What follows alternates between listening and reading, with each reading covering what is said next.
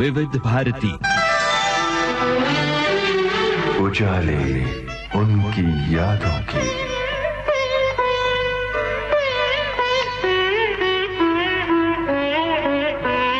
उजाले उनकी यादों की।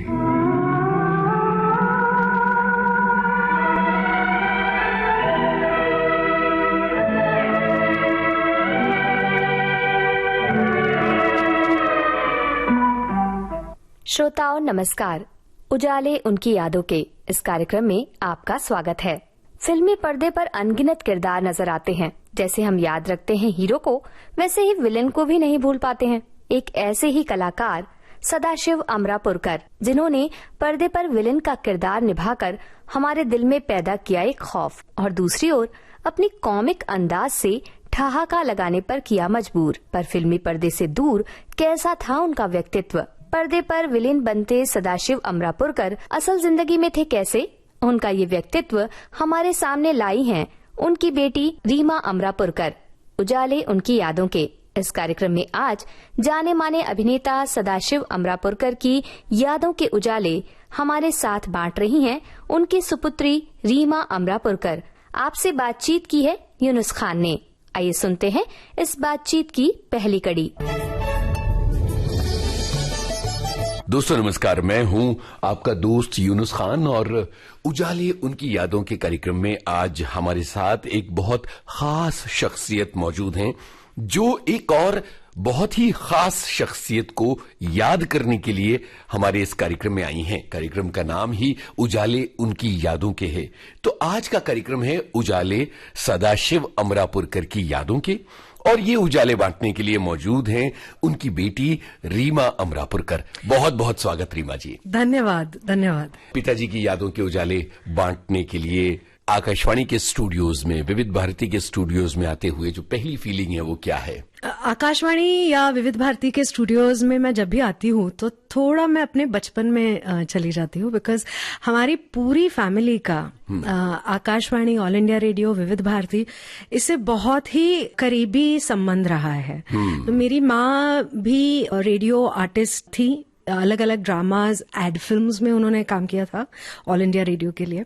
मैं खुद बचपन में मराठी 2 शोज कर चुकी हूँ जिसमें मैं वॉइस आर्टिस्ट थी। और सबसे जरूरी बात कि 77-78 में मेरे पिताजी सदाशिव अमरापुरकर एक ही बार उन्होंने पूरी लाइफ में जॉब करी है जो उन्होंने आकाशवाणी के साथ की है, परभणी में। तो वो एज एन अनाउंसर उन्होंने ज्वाइन किया था और वहां पर वो लगभग 2 महीने टिके। तो ये टिके ही कहना सही होगा, बिकॉज उनकी वो पर्सनालिटी नहीं थी कि वो जॉब करे, क्योंकि शादी हो चुकी थी, 2 बच्चियां थी। तो इसलिए पिताजी को दिखाने के लिए कि नहीं मैं कमा रहा हूँ, उन्होंने वो जॉब की थी। ये सोचकर कितना मजेदार लगता है कि वो मराठी में बोलते होंगे कि आकाशवाणी का ये परभणी केंद्र है। या और उनकी आवाज तो वैसे भी उनकी स्ट्रेंथ थी। आज भी है, मतलब आज भी जब भी हम आवाज सुनते हैं तो फैमिली मेंबर्स की तो हमारी आंखें भर आती है। उस वक्त तो उनकी ताकत बहुत ही ज्यादा थी उस आवाज की, तो उनके बहुत सारे फैंस हो गए थे। और फिर ऐसे हुआ कि एक पॉइंट पे मम्मी को ऐसे लगने लगा कि अरे अभी बहुत ही ज्यादा फैंस हो रहे हैं इनके, विशेषतः लड़कियां, तो ये अगर छोड़ रहे हैं जॉब तो ठीक ही बात है। वाह वाह वाह। ये रेडियो में आना उनका कैसे हुआ था, इसकी कोई कहानी हो तो वो? हाँ, तो उसमें बात ऐसी थी कि जैसा मैंने कहा कि पापा बिल्कुल ही पूरी तरह से वो थिएटर, रंगमंच, नाटक, इसमें पूरी तरह से इन्वॉल्व थे। उनके दिमाग में 24 घंटे वही चलता था। और माँ की और उनकी जो मुलाकात हुई थी वो भी नाटक के दौरान ही हुई थी। मतलब मजे वाली बात यह है कि वो बचपन से, जैसे हम लोग कहते हैं किंडरगार्टन से, वैसे बचपन से वो एक ही स्कूल में, एक ही क्लास में पढ़े। लेकिन कॉलेज में, क्योंकि माँ बहुत होशियार स्कॉलर, उस जमाने में जो कंसेप्ट थी स्कॉलर की, वैसी स्कॉलर थी, तो इसलिए उसने साइंस लिया हुआ था और पापा ने आर्ट्स लिया था। तो कॉलेज में भी वो एक ही कॉलेज में थे। तो जब थिएटर करना शुरू किया तब उन्हें लगा नहीं ये सुनंदा ने करना चाहिए हमारे साथ काम।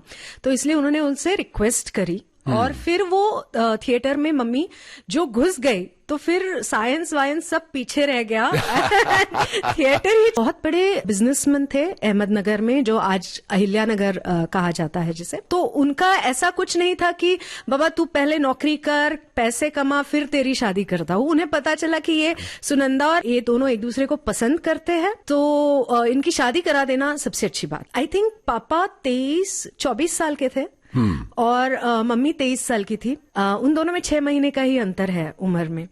तो तब उनकी शादी हुई, 73 में शादी हुई और 74 में मेरी सबसे बड़ी बहन जो है उसका जन्म हुआ। मम्मी उस वक्त LIC लाइफ इंश्योरेंस कॉर्पोरेशन जो है वहां पर जॉब करती थी। तो मम्मी ने पापा को ये सहूलियत दे रखी थी कि अपने मन का जियो। हाँ, तुम जियो, मैं संभाल लूंगी, मैं कमा रही हूँ अपने बच्चों को, हमें कुछ कम नहीं पड़ेगा। और जैसा मैंने कहा, दादाजी और दादी और चाचा जी ये सब लोग थे, तो फैमिली में वैसे पैसे की उनका ये कहना नहीं था कि तुम घर में पैसे दो, पर उनका ये कहना था कि तुम खुद के लिए कुछ कमाओ।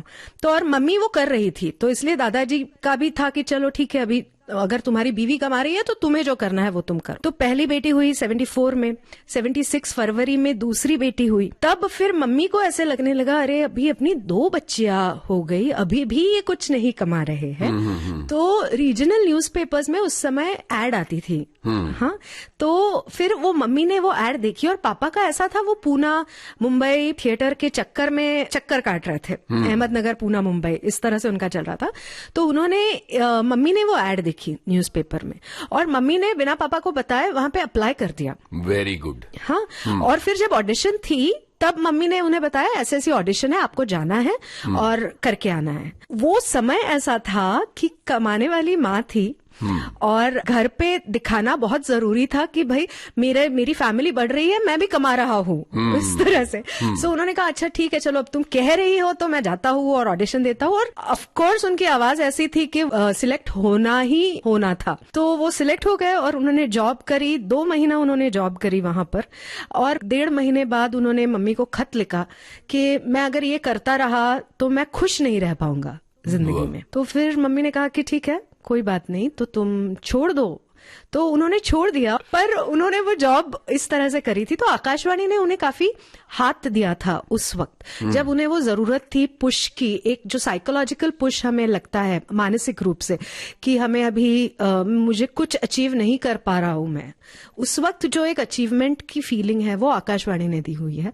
और मेरे ख्याल से हमें भी, विशेषतः मेरे बारे में मैं कहूंगी कि जब आप ऐसे घर में पैदा होते हो और बड़े होते हो कि जहां पर सुपर अचीवर्स है आपके आजू बाजू सारे, तब एक होता है कि मुझ में क्या है, शायद मुझ में कुछ नहीं है, ऐसी एक फीलिंग जो घर का सबसे छोटा सदस्य होता है उसमें आ सकती है, आने की आशंका होती है। तब मुझे आकाशवाणी ने हाथ दिया और मुझे ये समझ में आया उस वक्त कि नहीं, मेरे पास मेरी आवाज है और मैं बहुत अच्छे से खुद को एक्सप्रेस कर सकती हूँ, कंडक्ट कर सकती हूँ। आई थिंक आकाशवाणी हमारे परिवार के लिए वैसा एक जरिया रहा है कि जिन्होंने हमें, जब हमें कॉन्फिडेंस नहीं था या जब हम एकदम लो जिसे फेज कहते हैं वैसे इसमें रहे हैं, उस वक्त हाथ दिया है, जिसे मराठी में हम उभारी कहते हैं, उभारी दी है, उबारा है। हाँ, तो आकाशवाणी से हमारा रिलेशनशिप हमारी फैमिली का इस तरह से। कितनी सुनहरी यादें आपने शेयर की सदाशिव जी के आकाशवाणी से जुड़ने की। यहाँ सुनंदा जी का जिक्र आता है और नाटकों का भी जिक्र आता है कि जहाँ वो उनके रास्ते एक साथ हुए। राइट। कोई पॉइंट ऑफ टाइम था जहाँ ये एहसास हुआ कि उन्हें अब सुनंदा जी के साथ जीवन बिताना है? वो कोई एक मोमेंट था जहाँ ये हुआ? पापा उनके नाम ही की तरह सदाशिव भोला साम जिसे कहते हैं, वैसी पर्सनालिटी के थे, स्पेशली जब वो कॉलेज में थे तब। तो उनके दिमाग में एक ही पागलपन चढ़ा हुआ था, एक ही भूत सवार था, वो था नाटक, और उन्हें वही करना था। ठीक है, नाटक करते वक्त घंटों तक आप साथ में रिहर्सल्स करते हैं, सब करते हैं, साथ में वक्त बिताते हैं। तो जो दोस्ती है वो दोस्ती से थोड़ी ज्यादा है, इतना उन्हें शायद समझ में आया होगा, पर उसके ऊपर कुछ करे, उसके ऊपर कुछ एक्ट करे, ये उनकी पर्सनालिटी नहीं थी। पहला कदम उनकी तरफ से नहीं आना था। बिल्कुल नहीं, बिल्कुल नहीं। तो मुझे याद है आज भी, मतलब ये हमारे घर में हमारे बहुत ही आर्ग्यूमेंट का विषय हुआ करता था जब पापा थे तब, कि पहले प्रपोज किसने किया। लेकिन जब अभी मम्मी ने किताब लिखी है उसमें उसने क्लियरली लिखा हुआ है कि मम्मी ने ही उन्हें एक चिट्ठी लिख के कहा था कि ऐसा ऐसा मेरी फीलिंग्स है और क्या आपको भी यही लगता है, और उन्हें वो चिट्ठी दी थी उन्होंने। और उन्होंने ये भी कहा था कि देखो अपने दोस्तों के सामने मत खोलना ये चिट्ठी, घर जाके अकेले में खोलना, बिकॉज पापा ऐसे थे, वो हमेशा दोस्तों से घिरे रहते थे। तो दोस्तों के सामने खोलेंगे, जोर से पढ़ेंगे और पता नहीं क्या हो जाएगा, इतना डर मम्मी को लग रहा था। तो इस तरह से तो वो पॉइंट था जब मम्मी, क्योंकि मम्मी के घर पे उनके पिताजी की मौत बहुत जल्दी हो चुकी थी जब वो 10-11 साल की थी, तो उस वजह से उनके घर पे वो और उनकी माँ इतने ही थे, उनकी बड़ी बहनों की शादी हो चुकी थी। तो अभी इसके लिए भी लड़का देखो, ये करो, जब वो शुरू हुआ उनके घर पे, जब वो ग्रेजुएशन के आसपास थी, तब उन्होंने कहा अभी ये मेरा ये जो पगला आदमी है, उसे ये समझ में ही नहीं आ रहा है कि हम में जो है वो प्यार है, उसे ये समझाना अभी जरूरी हो गया है। और फिर उन्होंने वो चिट्ठी लिखी थी। तब फिर उनका आगे जाके इस तरह से हुआ कि फिर मम्मी ने ही थोड़ा थोड़ा, बिकॉज उस वक्त मेरे दादाजी जो थे वो बहुत कर्मठ स्वभाव के थे, तो किसी लड़की का घर पे आना, लड़कियों से दोस्ती, ये सब इम्पॉसिबल था उस समय, और अहमदनगर जैसे छोटे से शहर में। पर लकीली मम्मी के पिताजी और वो एक दूसरे को बहुत अच्छे से जानते थे। तो जब मम्मी घर जाने लगी दादी से, फिर पापा की बुआ भी उन्हीं के साथ रहती थी, उनसे इस तरह से जब बातें होना शुरू हुई, तब उन्हें समझ में आया कि कुछ तो मामला है। और फिर उन्होंने वन फाइन डे मम्मी को बुलाया घर पे और कहा कि देखो तुम्हें ये सब दिख रहा होगा कि इतना बड़ा घर है, ये है वो है, पर ये सब मैं धर्मादाय कर दूंगा, बेटों को कुछ नहीं दूंगा मैं। हाँ, तो अगर तुम ये सोचती हो कि इस वजह से है तो ऐसा कुछ नहीं होने वाला। तब मम्मी का इतना क्लियर था कि उसने कहा ठीक है, मैं जॉब कर रही हूँ, मैं चला लूंगी घर, नो प्रॉब्लम। तो बहुत ही ज्यादा क्लियर इन दोनों के थॉट्स थे। और जैसा मैंने कहा कि पापा को ये शब्दों में पेश करना कि जो हमें हुआ है वो प्यार है, ये पॉसिबल नहीं था जो मम्मी कर पाई। लेकिन जिस वक्त वो कमिटमेंट हो गई, उस वक्त वो कंप्लीट कमिटमेंट हुई। वाह वाह।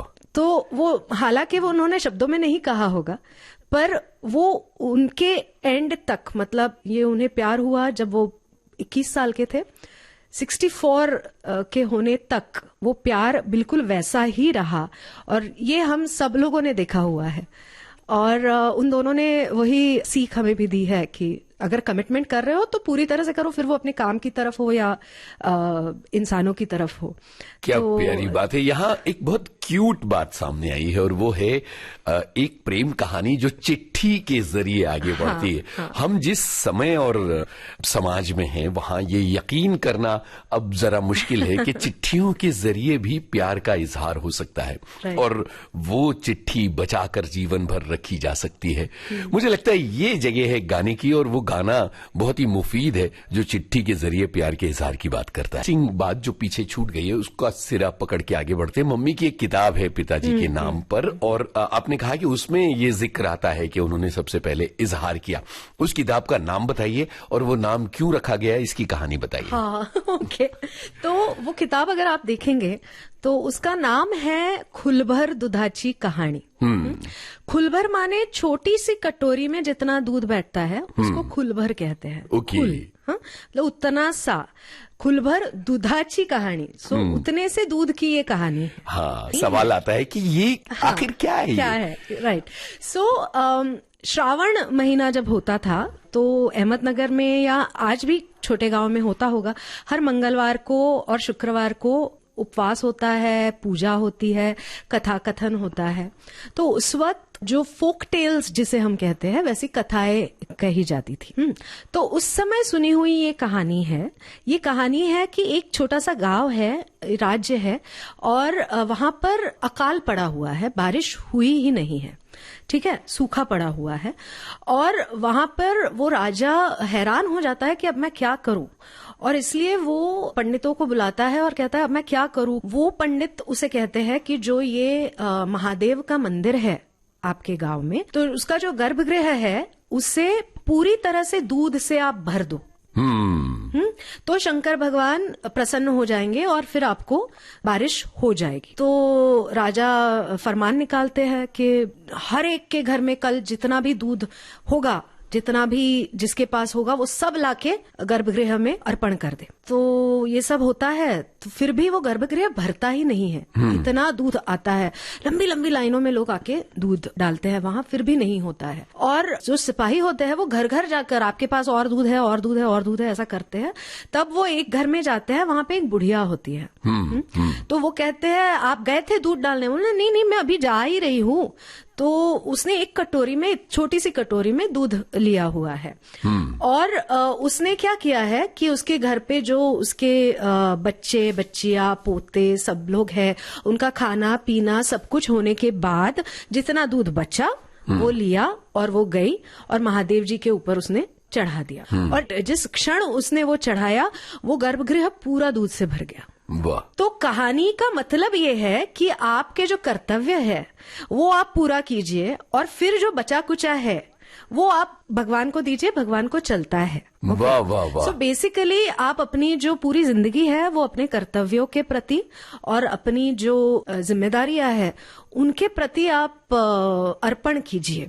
इस तरह की वो कहानी है। और थोड़ी बहुत मम्मी की जो कहानी है, जीवन की कथा अगर हम सोचे तो वो उसी तरह से गई है। वो भी एक गजब की अदाकारा है, बहुत अच्छा गाती है, लिखती है। बट जब उनकी शादी हुई और उन्हें ये समझ में आया कि नहीं, ये जो मेरा सदाशिव है, ये जो मेरा महादेव है, इसे जो करना है इसमें ज्यादा पोटेंशियल है, इसने ये करना चाहिए, तब उन्होंने अपना खुद का सब पीछे छोड़कर एक बहुत ही कर्मठ घर में जाकर बच्चियों को पाला। और दादा दादी मतलब उनके सास ससुर, बुआ, पापा की बुआ थी जो सन्यासिन थी, उनका सब कुछ करते हुए, ये सब कर्तव्य करते करते करते फिर अल्टीमेटली जब उनकी बेटी की शादी हुई एट द एज ऑफ 53, फिर उन्होंने अपना लिखाई का काम और ये सब शुरू किया। और अभी ये है कि पिछले 20 सालों में उनकी लगभग 30 किताबें आ चुकी हैं। तो इसलिए वो हमें लगा कि ये जो कहानी है ये बहुत ज्यादा रेलेवेंट है उस बुक के लिए, क्योंकि उनकी जिंदगी की कहानी उस तरह से रही है। और ऑफ कोर्स भगवान, मतलब उन्होंने पापा को जिस तरह से प्यार दिया, जिस तरह से विश्वास दिया, वैसा ही पापा ने उन्हें रेसिप्रोकेट किया। पापा का भी उन पर ऐसा ही विश्वास था, जो अंधविश्वास हम कह सकते हैं थोड़ा सा था, पर वो था। और उस वजह से आई थिंक जो आज भी हमारा घर फूला फला है और इतना अच्छा है, वो उस विश्वास की वजह से है। बहुत ही सुंदर घटना है ये जो किताब के नाम की घटना है, और जिस तरह से आपने उसको विस्तार दिया है ये बहुत ही मार्मिक है। अब चूंकि अमूमन जो रवायती इंटरव्यूज होते हैं वो ये कि बचपन से शुरू करेंगे, लेकिन हम कहीं से शुरू हुए तो वो बचपन की बातें हम आगे कहीं जाके करेंगे, क्योंकि बातचीत के अंदर घटनाएं तो आगे निकल कर आएंगी। चूंकि बातें सुनंदा जी और सदाशिव जी के रिश्ते की चल रही हैं और कैसे उनकी डोर आपस में जुड़ती है चल रही, पहले उन नाटकों का जिक्र करते हैं जो उन्होंने उस दौरान साथ में किए थे। उनसे जुड़ी कुछ कहानियां हो तो वो बताएं। राइट। सो उनसे जुड़ी तो काफी कहानियां हैं जो हम सुनते सुनते बचपन से आ रहे हैं जी। पर उन्होंने एक जो प्ले उन्होंने किया था वो था बंडू बेबी आणि बुरखा। तो उस वक्त इंटर कॉलेजिएट कॉम्पिटिशन्स होती थी। ये जो प्ले था इसमें बंडू और बेबी, तो पति पत्नी का कैरेक्टर था, ये इन दोनों ने किया था। और उसी नाटक के दौरान आई थिंक दे रियलाइज्ड कि they are in love with each other. ये एक नाटक के बहुत सारे किस्से हैं। मतलब मम्मी, क्योंकि जैसे मैंने कहा कि स्कॉलर इसकी थी, तो जब भी उनकी एग्जाम आती थी तो वो अवेलेबल नहीं होती थी प्ले के लिए। प्ले तो करना था, अभी कंपटीशन है तो जाना तो पड़ेगा। तो उस वक्त मम्मी तो नहीं है, मम्मी ने कहा मैं तो नहीं, मेरी एग्जाम है, अभी मैं पढ़ाई करने वाली हूँ, आपको जो करना है करो। तो उन्होंने किसी और को वहां पर कास्ट किया। और फिर मम्मी ने कहा अगर ये लड़की कास्टिंग है तो आप नहीं करोगे ये रोल। तो इसलिए फिर पापा का रोल भी किसी और ने वहां पर किया। बहुत सही, ठीक है, बहुत ही सही। तो और वो जो था वो उसका शो था संगमनेर नाम के एक छोटे से गांव में, अहमदनगर के पास ही है, वहां पर उसका शो था। और उस समय लाइट चली गई तो माइक नहीं थे, तो फिर आवाज ही नहीं आ रही थी। अच्छा, मम्मी हालांकि नाटक में नहीं थी, पर क्योंकि वो यूथ फेस्टिवल जैसा माहौल था तो और किसी कंपटीशन में वो थी, तो इसलिए वो वहां गई हुई थी। तो फिर वहां पर, और वो जो नई लड़की और लड़का था, उनकी आवाज पहुंच ही नहीं रहे थे ऑडियंस तक। तो फिर इन दोनों ने वो डायलॉग्स पीछे से जोर से वो बोले और उन लोगों ने लिपसिंग किए स्टेज के ऊपर। वाह वाह, क्या प्रयोग। इस तरह से वो हुआ। तो ये जो एक किस्सा है ये बहुत ही अच्छा है। उसके बाद कभी भी मम्मी ने पापा से ये नहीं कहा कि मैं नहीं हूं प्ले के लिए। जो भी डेट चाहिए, जब भी चाहिए, वो अवेलेबल होती थी। क्या बात है, बहुत ही सुंदर। एक पूरा दौर था जब सदाशिव जी लगातार नाटक कर रहे थे, राइट। और भ्रमण कर रहे थे, क्योंकि नाटकों के लिए तो अलग अलग शहरों में, गांवों में जाना होता है। सही। उस दौर के कोई बहुत ही प्रसिद्ध नाटक हैं जिन्होंने उन्हें एक मुकम्मल पहचान दी थी, उनकी बात करते हैं। उसमें मैं सबसे पहले पापा कलाकार तो थे, एक्टर तो थे ही, पर वो निर्देशन में भी बहुत रस रखते थे। वो निर्देशक भी थे, राइट। सो अगर उनके नाटकों की बात कही जाए तो उन्होंने कुछ नाटक ऐसे किए थे, जैसे छू मंतर करके एक नाटक था, फिर बखर एका राजा जी, ये एक प्ले था, छिन्न करके एक नाटक था, कन्यादान एक नाटक था, फिर हैंड्स अप, ये जो 5-6 नाटक है, काही स्वप्ने विकायची, ये भी एक था। पर काही स्वप्ने विकायची थोड़ा सा एक्सपेरिमेंटल था और कंपटीशन वाला प्ले था। बाकी के ये जो सारे जो मैंने नाम लिए, ये कमर्शियल नाटक थे। इसके अलावा भी बहुत सारा काम किया हुआ है, पर ये नाटक मैं स्पेशल इसलिए समझती हूँ बिकॉज ये हर एक नाटक ने कुछ इंडस्ट्री को भी दिया हुआ है। बिल्कुल बिल्कुल। तो उनका अलग अलग जिक्र मैं चाहता हूँ, जैसे छिन्न का बहुत जिक्र मिलता है, हैंड्स अप का जिक्र मिलता है, काही स्वप्ने विकायची, अगर मैं सही प्रोनाउंस कर रहा हूँ, उसका भी खूब जिक्र मिलता है कि अलग अलग मानदंडों पर इन्होंने कुछ किया है, कामयाबी की। काही स्वप्ने विकायची ये जो प्ले था, ये बहुत पहले कुछ जो प्लेस पापा ने किए थे उसमें से था। तो उसमें वो एक रिटायर्ड टीचर का रोल करते थे जो 83 इयर्स ओल्ड होते हैं, और उस वक्त पापा की उम्र थी 23, 24, मतलब ज्यादा। उस समय उन्होंने काफी सारे उस पे INT और ये जो सारी कॉम्पिटिशन्स होती थी, उसमें काफी सारे अवार्ड्स जीते थे उस एक रोल के लिए। उन्हें लोग कास्टिंग के लिए बुलाते थे कि आप आओ हमारे यहाँ पे प्ले में, और वो हर बार जाते थे तो लोगों को लगता था ये कौन आ गया, वो तो एक बुढ़ा आदमी है जो वो रोल कर रहा है, उम्र में ज्यादा है, आपने कैसे किया, आप तो नहीं हो सकते। ऐसे काफी सारी अपॉर्चुनिटीज उस समय पापा की आंखें चली गई, बिकॉज लोगों को ये समझ में ही नहीं आ रहा था कि ये वही इंसान है जिसने 83 साल के एक वृद्ध इंसान का रोल किया हुआ है, और वो इतना बखूबी निभाया उन्होंने कि लोग ये सोच ही नहीं सकते थे कि ये एक 24-25 साल का युवक है। तो वो एक प्ले इसलिए बहुत ज्यादा फेमस था क्योंकि पापा की जो एक्टिंग की रेंज थी वो एक प्ले में काफी सारी एक्सपोज हुई थी। इसके अलावा छिन्न जो प्ले है वो विजय तेंदुलकर साहब ने लिखा हुआ था, और उसकी खासियत ये है कि वो एक प्ले है जिसमें सबसे पहले और मेरे ख्याल से आखिरी बार वही एक प्ले है जिसमें स्मिता पाटिल जी ने कमर्शियल थिएटर किया था, और वो भी पापा के निर्देशन में। एग्जैक्टली। तो इसलिए वो एक बहुत ही खास प्ले रहा है, और लोगों ने जो सराहा है उस प्ले को, क्योंकि उसका विषय और जो सब था, एक तो तेंदुलकर साहब की जो लिखाई है वो एक तो पाथ ब्रेकिंग, ग्राउंड ब्रेकिंग होती है, और उसके ऊपर पापा का डायरेक्शन, ये बहुत ही ज्यादा अप्रिशिएट दोनों चीजें हुई थी। उसी की स्टाइल में दूसरा एक नाटक कहा जाए तो वो है कन्यादान। कन्यादान में डॉक्टर श्रीराम लागू, नीना कुलकर्णी, आशालता वाबगांवकर, ये बहुत बड़े बड़े नाम थे उस समय। और उनके साथ अगेन पापा ने निर्देशित भी किया था, उन्होंने एक्टिंग भी की थी उसमें। छिन्न और कन्यादान, इन्होंने पापा को एक एक्सपेरिमेंटल थिएटर डायरेक्टर के तौर से एस्टैब्लिश किया। तो ये बहुत इम्पोर्टेंट थे। और उस समय थिएटर जिस तरह से देखा जाता था, लोग जिस तरह से देखते थे, वैसा मुझे नहीं लगता आज तक वो स्वर्ण काल फिर से आया है। हम उस दौर की बात कर रहे हैं जब टेलीविजन उस तरह से नहीं आया था। और महाराष्ट्र में खास तौर पर थिएटर की सशक्त परंपरा थी एकदम। और कामयाबी के झंडे गाड़ते थे प्लेज, और उनकी दास्तानें आज तक कही जाती है। करेक्ट। तो ये प्ले था। उसके बाद पापा ने INT के लिए ही एक प्ले किया था, बखरे का राजा जी। तो बखरे का राजा जी ये जो प्ले था, इसमें नीना कुलकर्णी और दिलीप कुलकर्णी जो उनके हस्बैंड थे, वो भी एक बहुत उम्दा कलाकार थे। उन दोनों को लेकर ये प्ले बनाया गया था। पर उस समय वो प्ले चला नहीं, commercially it was not very successful, और INT को काफी लॉसेस झेलने पड़े थे, because it was a historical set, सब वैसे लगा था और ये सब हुआ था। तो उसके बाद पापा ने डिसाइड किया अब मैं जो करूंगा वो मैं कमर्शियली वायबल करूंगा। पैसे कमाने चाहिए लोगों, मतलब प्रोड्यूसर्स ने, राइट। तो इसलिए उन्होंने 2 प्लेज किए उसके बाद डेफिनेटली, जिनके बारे में मैं बात करना चाहूंगी। एक प्ले तो था छू मंतर, जो उन्होंने डायरेक्ट किया था। और इस प्ले की मजे वाली बात यह है कि उस वक्त लक्ष्मीकांत बेर्डे को फर्स्ट टाइम कमर्शियल प्ले में पापा ने कास्ट किया था। हो गजब। It was his launch.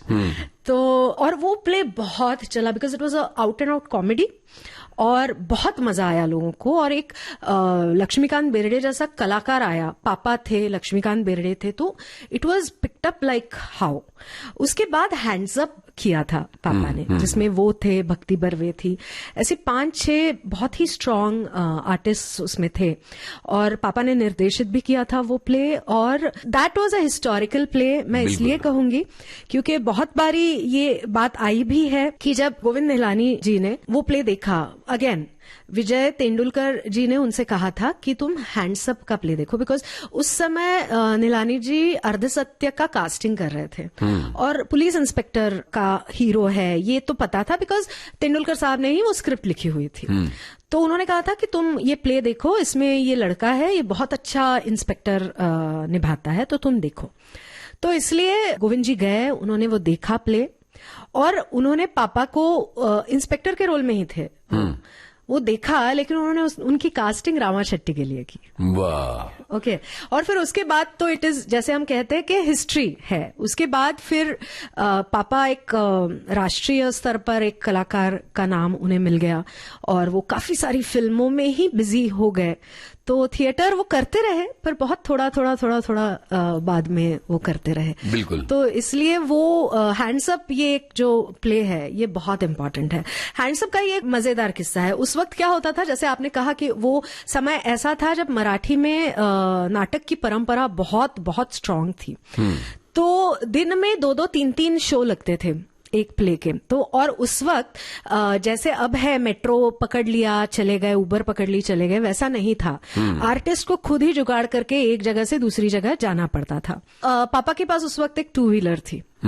तो शिवाजी मंदिर में प्ले खत्म हुआ, वहां से उन्हें ठाना पहुंचना था। और ये मैं उस समय की बात कर रही हूँ जब western express highway, eastern express highway, ये सब इतना अच्छा नहीं था बम्बई में। हाँ जी। तो पापा स्कूटर पे जाते थे, तो उन्होंने क्या किया कि उन्होंने कपड़े नहीं बदले और वो वैसे ही निकल गए, और एक भी सिग्नल पर वो नहीं रुके। और हर बार जब उन्हें ट्रैफिक पुलिस ने रोका, तो बिकॉज वो उस कॉस्ट्यूम में थे, उनको लगता था अरे ये तो कोई इंस्पेक्टर है, कुछ अर्जेंट काम होगा, तो सॉरी सर करके भेज देते थे। तो ये कलाकार इस तरह से होते हैं, औलिया जिसे हम कहते हैं, कि वो उन्हें सिर्फ वही दिखता है कि मेरा कर्टन और आधे घंटे में खुलने वाला है, मुझे वहां पहुंचना है, बस। और क्या प्यारी बात है। वाह। यहाँ भी गाने की जगह बन रही है, और मुझे लगता है कि ये करते हैं कि मम्मी की पसंद का कोई गाना लगाते हैं यहाँ पर। मम्मी की पसंद का ये जो गाना है, मेरे महबूब में क्या नहीं। वाह वाह वाह, क्या बात, क्या बात, क्या बात। को लेकर, और तेंदुलकर साहब का नाम वहां बार बार आता है। बहुत करीबी रिश्ता सदाशिव जी का तेंदुलकर जी से रहा है। उससे जुड़ी कुछ घटनाएं जिनकी तरफ मैं इशारा कर रहा हूं, आपसे सुनना चाहता हूं। ओके। तेंदुलकर जी एक हम कह सकते हैं विद्यापीठ थे। बिल्कुल। किसी भी घटना की तरफ देखने का उनका जो दृष्टिकोण होता था, वो बहुत अलग होता था। रोज की घटनाओं की तरफ भी वो जिस तरह से देखते थे और बात करते थे, ये बहुत अलग था। तो उनकी और पापा की जो पहचान थी वो प्ले की वजह से हुई थी, पर सुहास आउटचट करके बहुत बड़े आर्टिस्ट है, पेंटर है, उन्होंने उनको मिलाया था। एक ये अहमदनगर से आया हुआ लड़का है जो कुछ करने की कोशिश कर रहा है। ये जब तेंदुलकर साहब को समझ में आया तो उन्होंने उन्हें पूरी तरह से सपोर्ट किया। और सपोर्ट किया मतलब मैं इस तरह से कहती हूँ कि देयर वर डेज, ऐसे दिन थे जब 2-2, 3-3 दिन तक पापा उनके घर पर ही रहते थे। गजब। हाँ, और उस वक्त तेंदुलकर साहब जो काम कर रहे थे, इतना बड़ा काम कर रहे थे, तो वो प्रोसेस का एक भाग होना एक युवा के लिए जो अहमदनगर जैसे छोटे से गांव से आया है, ये बहुत बड़ी बात थी। तो पापा हमेशा कहते हैं कि मैं तो उनके सामने जाता था, तो जैसे ब्लॉटिंग पेपर होता है जो इंक ब्लॉट करता है, वैसे मैं, मराठी में हम उसे टिप कागज कहते हैं, तो वैसे मैं टिप कागज हो जाता था, जो भी मिले वो एब्जॉर्ब करो। वाह वाह, बस उतना ही। तो ये स्थान तेंदुलकर साहब का पापा की जिंदगी में था। दूसरा, जब 82 में मम्मी को बॉम्बे में ट्रांसफर मिली, तब कैसे तैसे करके पापा ने एक किराए का घर लिया था, क्योंकि हम तीनों बच्चियां, मेरी दादी और मम्मी और वो, ऐसे हम सब लोग रहने वाले थे। किस इलाके में? अंधेरी में ही लिया था उन्होंने बिकॉज उस वक्त बैंड्रा बहुत महंगा था, तो इसलिए उन्होंने अंधेरी में लिया था। तो एक किराए पे छोटा सा घर लिया था, और 2 साल बाद वो घर मालक ने कहा कि भाई अभी नहीं, अभी आप छोड़ दो, मुझे ये घर बेचना है। तो रातों रात 1 हफ्ते के अंदर बंबई जैसे शहर में एक घर ढूंढ पाना ये बहुत ही डिफिकल्ट है। तो पापा गए तेंदुलकर साहब के पास, बिकॉज जैसे मैंने कहा, ही was a guide, he was a friend, he was a philosopher. उन्होंने कहा अच्छा ऐसा हुआ है, नो प्रॉब्लम। उन्होंने सीएम साहब के लिए एक लेटर लिखा कि ये ऐसा ऐसा कलाकार है, बहुत अच्छा कलाकार है, और इसे बंबई में रहने के लिए घर नहीं है, तो आप इसकी कुछ मदद कर दीजिए। तेंदुलकर साहब का लिखा हुआ खत लेकर पापा पहुंच गए। उस समय चौहान साहब सीएम थे। उन्होंने वो लेटर देखा और 1 मिनट के अंदर उन्हें लेटर दिया। उस समय ऐसा था कि 2% कोटा हुआ करता था कलाकारों के लिए, स्पोर्ट्समैन के लिए। तो उसमें से जोगेश्वरी में जो नई एक कॉलोनी बन रही थी, वैशाली नगर, वहां पर हमें एक 1 BHK का फ्लैट म्हाड़ा का मिला। तो वो लेटर तेंदुलकर साहब ने दिया, और इट वाज अमेजिंग। जैसा पापा हमेशा कहते थे कि आपकी जिंदगी के हर मुकाम पर आपको ऐसे इंसान मिलते हैं जो या तो आपको कुछ नया दिखाते हैं या आपको आगे पुश करते हैं। तो मेरे ख्याल से, और पापा से जो बातें होती थी उससे मुझे ये समझ में आ रहा है कि तेंदुलकर साहब ऐसे थे जो पापा के लिए ना ही, मतलब एक नया तरीका दुनिया को देखने का तो था ही जो उन्होंने सिखाया उन्हें, पर उन्होंने उन्हें बहुत बड़ा पुश भी दिया। तो बंबई में घर अपना खुद का लेना हो, या उन्हें पहली फिल्म मिलनी हो, पहली फिल्म हालांकि पापा की 22 जून 1897 थी। हाँ, उसकी बात आगे करेंगे। पर बड़ी फिल्म जिसमें हालांकि 3.5 सीन थे, पर वो पूरी फिल्म पे छा गए थे। रामा शेट्टी छा गया था कैरेक्टर। तो वो फिल्म हो, तो आई थिंक तेंदुलकर साहब का अनन्य साधारण महत्व हमारी पूरी फैमिली की लाइफ में है। बिल्कुल। एक घटना है जिसमें उन्होंने पूछा था तेंदुलकर से कि आपने अर्धसत्य में मुझे रोल क्यों दिलवाया, उसका जिक्र करें। उसका ये तो एक्चुअली तेंदुलकर साहब ही बेस्ट बता पाएंगे। पर उन्होंने जब पूछा, तब मेरे ख्याल से जो मुझे याद है कि तेंदुलकर साहब ने कहा था कि देखो, कलाकार होता है। क्योंकि उस समय भी और आज भी हमारी इंडस्ट्री में काफी कैंप्स बने हुए हैं। बिल्कुल। सो पूना से आने वाले लोगों का एक कैंप है, बॉम्बे से लोगों का एक कैंप है, अभी तो बॉलीवुड में भी यूपी से आने वाले लोगों का एक कैंप है, इस तरह से। और वो कालातीत है, वो चलता ही रहता है, हर जगह वो होता है। तो उन्होंने कहा था कि कलाकार जो होता है ना, उसकी जात और उसका ये सिर्फ एक होता है धर्म, वो है कला। और तुम जिस तरह से खुद को सैक्रिफाइस कर रहे हो, वैसे मुझे लगता है तुम ये रोल ठीक से कर पाओगे। हालांकि उस वक्त बात ये हुई थी कि पापा को लग रहा था कि हीरो का रोल उन्हें मिलेगा, जो कि ओमपुरी जी को मिला था, क्योंकि इंस्पेक्टर, हैंड्स अप में उन्होंने इंस्पेक्टर किया था, और ये रामा शेट्टी का रोल इन्हें ऑफर किया गया था। तो उन्होंने तेंदुलकर साहब से पूछा था, पर मुझे तो लगा था मैं इंस्पेक्टर का रोल करूंगा। तो उन्होंने कहा था, तुम बस जो तुम्हें काम दिया है वो ठीक से करो, तुम विलन हो या हीरो हो, दैट डज नॉट मैटर, ये फिल्म के आखिर में तुम याद रहने वाले हो लोगों को, ये भूलना मत। तो वो पापा ने सुनी उनकी बात और he is where he reached. बिल्कुल बिल्कुल। एक कलाकार की ताकत ये है कि कितना छोटा रोल क्यों ना हो, अपनी मौजूदगी, अपनी आमद को कैसे साबित किया जा सकता है, उसकी मिसाल है अर्धसत्य। हिंदी सिनेमा के इतिहास में ऐसे बहुत कम मिसालें मिलती हैं जहां कुछ दृश्यों में अभिनेता ने अपनी वो छाप छोड़ी कि इतिहास रच दिया। राइट। लेकिन ये उनकी पहली फिल्म नहीं थी। तो पहली फिल्म जो नचिकेत और जयू वाली थी, वो कैसे मिली, उसका जिक्र कीजिए। वो कैसे मिली इसके बारे में मैं ज्यादा बता नहीं पाऊंगी जी। लेकिन पूना में उस वक्त पापा रहते थे ज्यादा करके, और वहां पर वो प्ले वगैरह कर रहे थे। तो उन्होंने कास्टिंग में उन्हें तिलक का रोल दिया गया था, और पापा उस वक्त एकदम पतले दुबले पतले से ऐसे थे। तो जयू और नचिकेत पटवर्धन उनके बहुत अच्छे दोस्त थे उस वक्त। तो आप करोगे, उन्होंने कहा हाँ मैं करूंगा, नो प्रॉब्लम, चलो। मतलब पापा कहते थे कि अभी दुकान ही खोलकर बैठे हैं तो जो आएगा वो करना तो पड़ेगा, इस तरह से उन्होंने वो किया था। तो लेकिन उन्होंने वो रोल किया उस वक्त।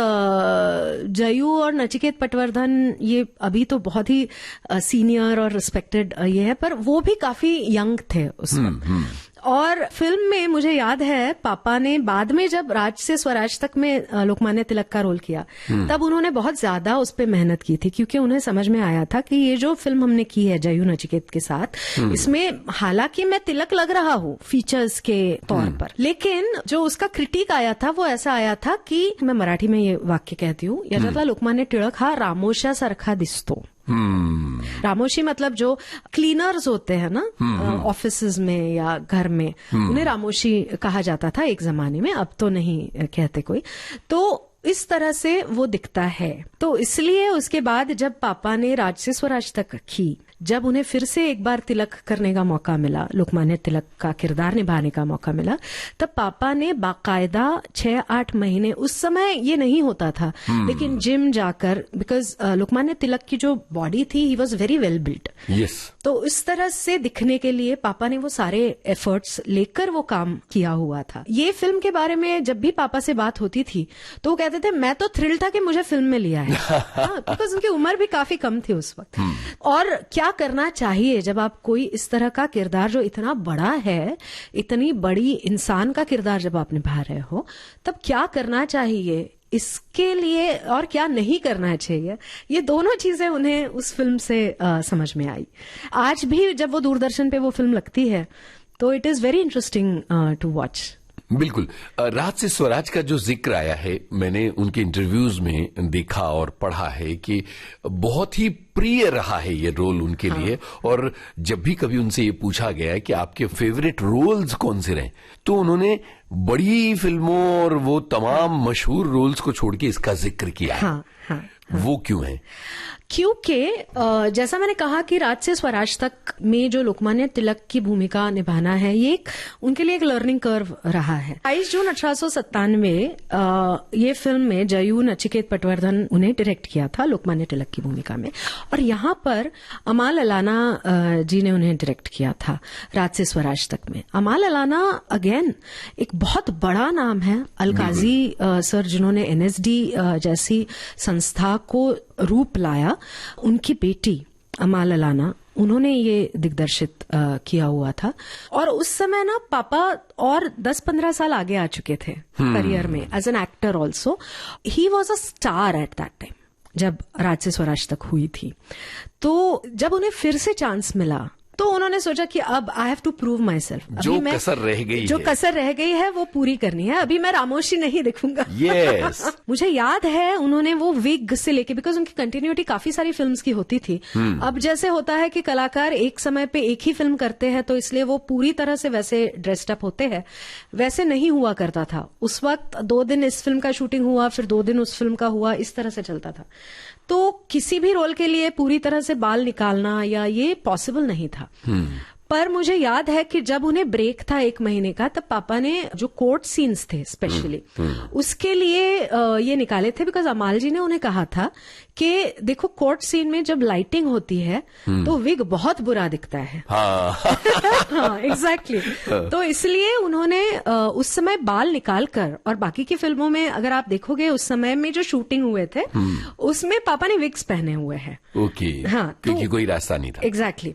पर उस समय कलाकार ऐसा नहीं करते थे, वो मैं बताना चाहती हूँ। तो he was very very involved in the script.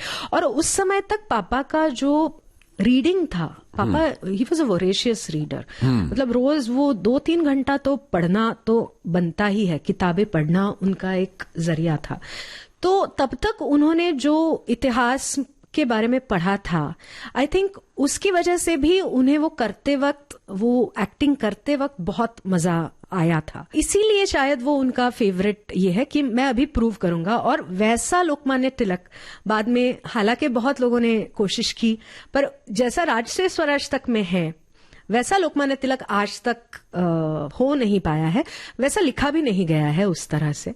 तो आई थिंक इसलिए वो उनका बहुत फेवरेट कैरेक्टर रहा है। दिलचस्प बात यह है कि इस सीरीज को आज भी लोग खोज खोज कर देखते हैं। हाँ? और दूरदर्शन के आर्काइव्स पर ये अभी भी देखा जा सकता है खोज कर। अगर आप देखें हाँ। तो वेव्स पर शायद ये अभी भी उपलब्ध है। तो वेव्स पर ही डिस्कवरी ऑफ इंडिया भी है, जो श्याम बाबू ने डायरेक्ट की थी। उसका जिक्र करने से पहले यहाँ एक गाने की जगह बनाते हैं, उसके बाद आगे बढ़ते हैं। तो बताइए कि कौन सा गाना यहाँ पर तो मुझे ऐसा लगता है कि एक गाना है जो बिल्कुल पापा की जो सोच थी उनके समाज के प्रति, उनके देश के प्रति, वो बहुत ही सुंदर तरीके से जिस गाने में आई है, वो था राजी फिल्म का ए वतन वतन मेरे आबाद रहे तू। क्या बात है गुलजार साहब की।